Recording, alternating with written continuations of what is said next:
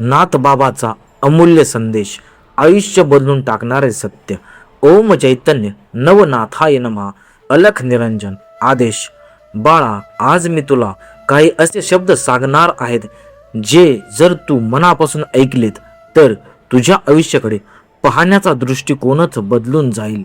तुला कधी असे वाटते का की सगळे तुझ्यापेक्षा पुढे निघून गेले आहेत? कोणी भरपूर पैसा कमवत आहे, कोणी परदेशामध्ये फिरत आहे, कोणी नवीन घर घेत आहे, कोणी सुखी संसार करत आहे आणि तू मात्र अजूनही संघर्ष करत आहेस. अरे, असे वाटत असेल तर आज माझे हे शब्द शांतपणे ऐक. बाळा, झाडू जोपर्यंत बांधलेला असतो तोपर्यंत तो घरातील कचरा साफ करतो, पण जेव्हा त्याचे बंधने सुटते तेव्हा तो स्वतः कचरा बनतो. म्हणूनच आपल्या माणसाशी, आपल्या संस्काराशी आणि आपल्या श्रद्धेशी जोडलेले राहा, कारण एकतेत शक्ती असते आणि विखुरलेपणामध्ये कमजोरी असते. लक्षात ठेव, जी स्वप्ने झोपेत पाहिली जातात ती खरी स्वप्ने नसतात. खरी स्वप्ने ती असतात ज्याच्यासाठी माणूस झोपेचा त्याग करतो.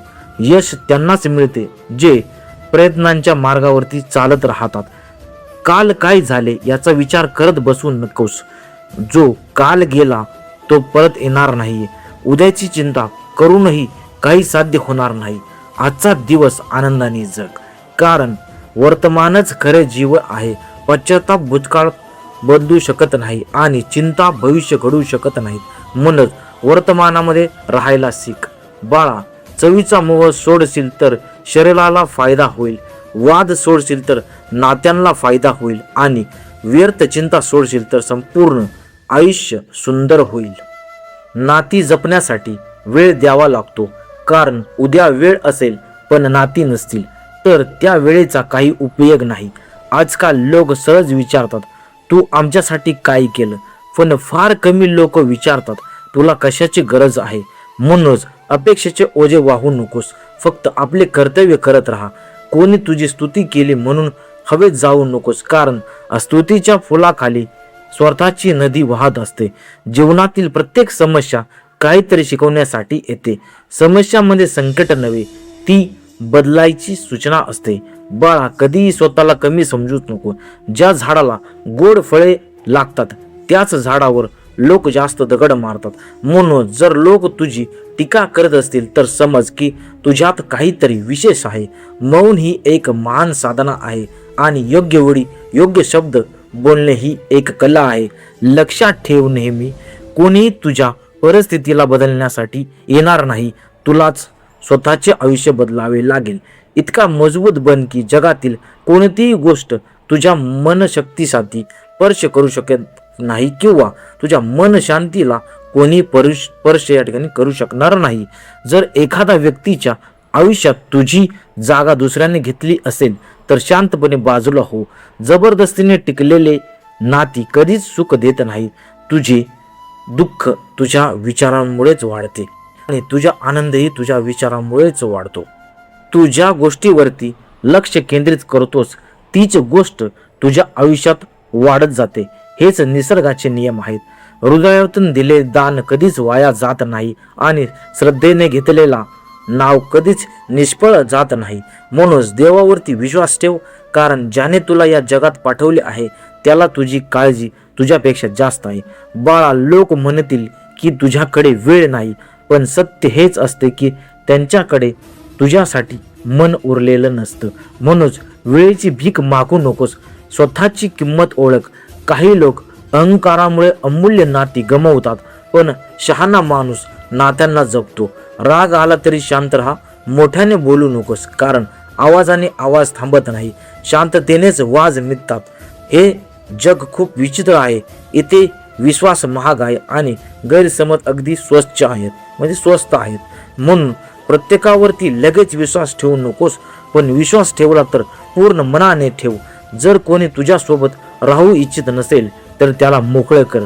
जबरदस्तीने धरून ठेवलेल्या नात्यात प्रेम राहत नाही. बाळा, एक गोष्ट लक्षात ठेव, तुझी किंमत ज्यांना कळत नाही त्यांच्यासाठी स्वतःला बदलू नकोस. हिऱ्याची किंमत काचेच्या दुकानात कधीच मिळत नाही आणि सज्जन माणसाची किंमत स्वस्थ लोकांना किंवा स्वार्थ लोकांना कधीच कळत नाही. दोन मित्राची प्रेरणादायी गोष्ट. एका गावात दोन जिवलग मित्र होते. एक 8 वर्षाचा होता आणि दुसरा 10 वर्षाचा. दोघेही कायम एकत्र काम असायचे. पण एक दिवस खेळता खेळता ते गावाबाहेर गेले. तिथे एक जुनी कोरडी विहीर होती. खेळताना चेंडू विहिरीमध्ये पडला. मोठा मुलगा चेंडू काढण्यासाठी खाली वाकला आणि अचानक विहिरीमध्ये पडला. तो मोठ्याने ओरडू लागला, वाचवा वाचवा. छोटा मुलगा घाबरला. आजूबाजूला कोणीच नव्हते. मदतीसाठी कुणी मिळत नव्हते. अचानक त्याने एक दोरी आणि बादली दिसली. त्याने दोरी विहिरीत टाकली आणि मित्राला घट्ट पकडायला सांगितले. मित्र म्हणाला, तू मला वर खेचू शकणार नाहीस. पण त्या छोट्या मुलाने हार मानली नाही. त्याने आपले पूर्ण ताकदीने दोरी ओढली. हात दुखत होते, शरीर थकत होते, पण मन हार मानत नव्हते आणि शेवटी त्याने आपल्या मित्राला बाहेर काढले. जेव्हा गावकऱ्यांना ही गोष्ट समजली तेव्हा कोणीच विश्वास ठेवला नाही. पण गावातील सर्वात वृद्ध माणूस म्हणाला, ही गोष्ट खरी आहे. लोकांनी विचारले, कसं काय शक्य आहे? तो म्हणाला, कारण त्या मुलांना कोणीही हे सांगायला तिथे नव्हते की हे तुझ्याने होणार नाही. नाथबाबांचा अंतिम संदेश किंवा अंतिम उपदेश. बाळा, तुझ्या आयुष्यातील सर्वात मोठा शत्रू परिस्थिती नाही, तर ते माझ्याने होणार नाही हा विचार आहे. ज्या दिवशी तू हा विचार सोडशील त्या दिवशी तुझ्या यशाचे प्रवास सुरू होईल. स्वतःवरती विश्वास ठेव, कर्म करत राहा, परमेश्वरावरती श्रद्धा ठेव आणि लक्षात ठेव, तू एकटा नाहीयेस. माझा आशीर्वाद सदैव तुझ्या सोबत आहे. एक दिवस असा येईल की आज जे लोक तुझ्याकडे दुर्लक्ष करतात तेच लोक तुझ्या यशाचे उदाहरणे देतील. तोपर्यंत हसत राहा, प्रयत्न करत राहा आणि नवनाथावरती विश्वास ठेवत राहा. अलख निरंजन. आदेश. ओम चैतन्य श्री नवनाथाय नमः. ओम चैतन्य श्री बड़े बाबाय नमः. अलख निरंजन, अलख निरंजन, अलख निरंजन.